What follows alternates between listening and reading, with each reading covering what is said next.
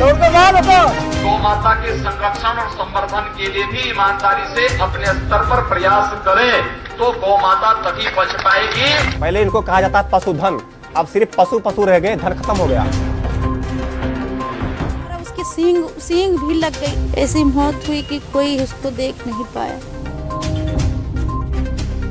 सांड चल रहे खेत में और वो सरसों बोए थे, वो खत्म हो चुकी, धान बोए वो खत्म पूरा हो गया। गाय कुछ लोगों के लिए गुनाह हो सकती है, हमारे लिए गाय माता है, पूजनीय है।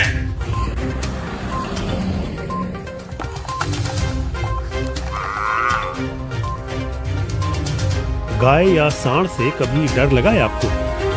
अगर नहीं तो अगले कुछ मिनट आपके लिए बेहद जरूरी हैं।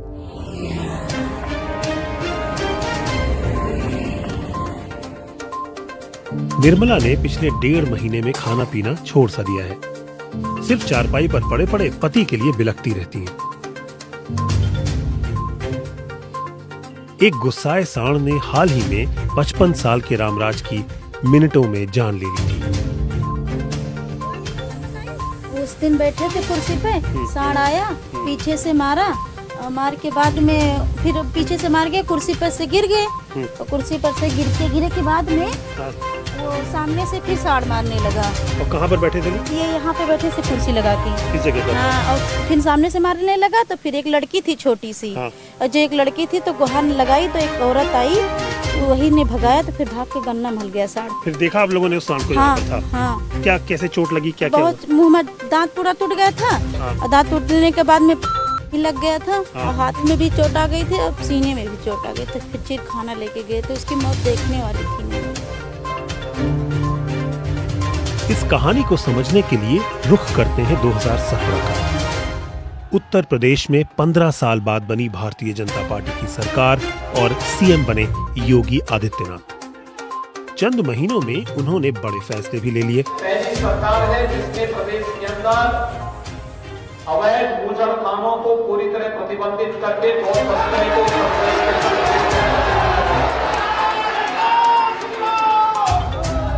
जो व्यक्ति उत्तर प्रदेश के अंदर गौ हत्या की बात तो दूर, गौ पे क्रूरता करेगा उसकी जगह जेल में होगी। अवैध बूचड़खानों के बंद होने के साथ कथित गोमांस खाने और गाय की तस्करी के नाम पर कई हिंसक वारदातें भी हुई। उत्तर प्रदेश की सड़कों पर आवारा मवेशियों की तादाद बढ़ती जा रही थी। बढ़ रही थी उनकी भूख भी। दिन में 12:30 बजे मैं अपने खेत में जानवर घुसे थे, उनको हाँकने के लिए गया, वो मेरे को दौड़ा लिए। फिर मैं वहाँ से भागा, तार आगे बंधा हुआ था, तार से नहीं निकल पाया। फिर किसी तरह भागने की कोशिश किया, हाथ उसमें फंस गया। फिर मैं अपनी जान बचाकर भाग के आया। बड़े शहर या छोटे गांव, यूपी ने मवेशियों का ऐसा आतंक पहले शायद ही देखा हो। पालतू जानवर सड़कों पर आते ही हिंसक हो गए। भूपेंद्र दुबे दिल्ली में नौकरी करते थे और कोरोना की पहली लहर के लॉकडाउन में घर लौट आए थे। बच्चे के लिए टॉफी लेने गए थे, लेकिन बाजार में एक सांड ने उन पर हमला बोल दिया। उन्होंने बताया उनसे कि घर का सामान ले आइए। बोले ठीक। उसके बाद में फिर क्या हुआ क्या नहीं हुआ, मुझे 8:45 बजे फ़ोन की उनको, तो बोले 5 मिनट में मैं घर पहुंच रहा हूँ। 5 से 10 मिनट लगने घर पहुंचने। उसके बाद से उनसे मेरी बात नहीं हुई। कैसे परिवार कैसे चलता है? कैसे चलता है क्या, मेरे पिताजी हैं, खाने पीने की व्यवस्था वही करते हैं, वैसे चल रहा है, कोई हेल्प नहीं है।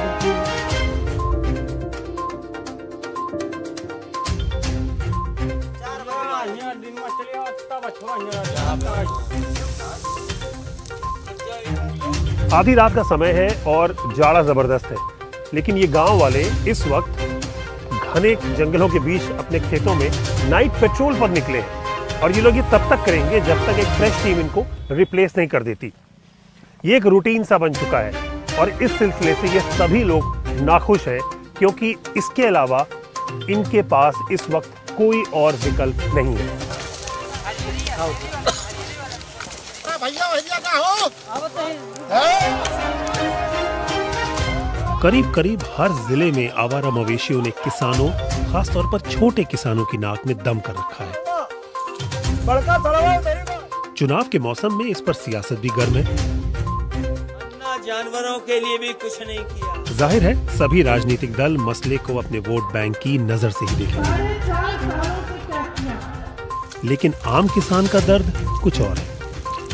जब इससे कोई दैवीय आपदा आती थी, कोई बीमार होता था या कोई मर जाता था, तो भैया जानवर को हम बेच लेते थे और अपने पूरी खाना घर की प्रक्रिया जैसे हम बांटे चला लेते थे। और आज की ऐसी मतलब स्थिति हो गई है कि इसको कोई पूछ नहीं रहा है, जैसे खाना कोई घर में कबाड़ हो जाए बाहर निकाल के। भारत में करीब 20 करोड़ मवेशी हैं, जिनमें से सबसे ज्यादा उत्तर प्रदेश में है। सरकारी आंकड़ों को खंगालने पर पता चला कि औसतन जहां देश में आवारा मवेशियों की आबादी कम होकर 50 लाख पहुंची है, यूपी जैसे कुछ राज्यों में ये 15% से ज्यादा बढ़ी है। राजेश कुमार वैसे तो अपने चाइनीज ठेले के लिए मशहूर हैं, लेकिन खेती भी करते हैं।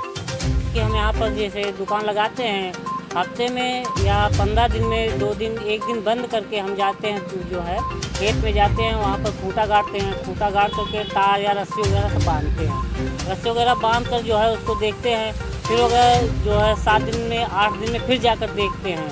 हम लोग दुकान यहाँ बंद कर देते हैं, हर्जा बहुत होती है, लेकिन क्या करें इसमें। लेकिन कुछ लोगों के पास तो सिर्फ फसल ही है पेट भरने के लिए। खा लिया है धान सब, और हम वहाँ साहब रोए, उस खेत में हम साहब रो पड़े हैं।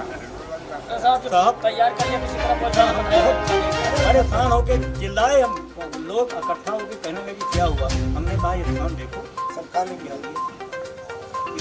मजबूरी नहीं। यूपी सरकार ने 1.5 साल पहले गोहत्या कानून को सख्त करते हुए 10 साल तक की सजा तय कर दी थी। सरकार का कहना है कि प्रदेश में 5300 गोआश्रय हैं, जिनमें लाखों मवेशियों को रखा गया है। जाहिर है इनमें से अधिकतर आवारा रहे होंगे। आप आवारा पशु न कहिए, मैं कहूँगा कि वो गोवंश कहे जा सकते हैं, क्योंकि कोई भी आदमी बुजुर्ग होगा जो भी इस मृत लोक पर पैदा हुआ है, आज नहीं कल, हर चीज़ की उम्र है मृत लोक। तो अगर कोई गाय हमको कल दूध देती थी, आज नहीं दे रही है, तो हम उसे भगा नहीं सकते। हम सब हिंदू समाज के अंदर है और संस्कृति को मानने वाले लोग हैं, तो निश्चित रूप से सरकार ने उसकी योजना बनाई है। समाज से भी सहयोग लेके हम उसकी योजना बना रहे हैं, और ये अभी थोड़ी मोड़ी समस्या दिख रही है, तो हम उसका समाधान तलाशे हैं। मुख्यमंत्री ने हाल ही में निर्देश जारी किए कि बाहर घूम रहे सभी मवेशियों को गो आश्रय पहुंचाया जाए और इन आश्रयों की तादाद बढ़ाई जाए। मगर ये उतना आसान नहीं जितना दिखता है। इस तरह की जो गौशालाएं हैं, ये सरकार ने बनवाई हैं, इसमें मवेशी रखे जाते हैं, जिनकी देखरेख की जिम्मेदारी आपकी होती।